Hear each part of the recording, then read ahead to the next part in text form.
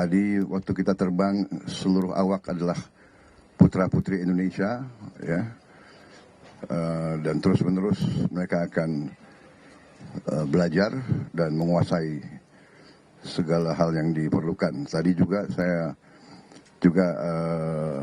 terkesan ada tim penerbang dan teknisi-teknisi perempuan yang muda-muda yang tadi juga ikut di atas, ya. Kalau tidak salah tadi berapa? 6 orang, ya.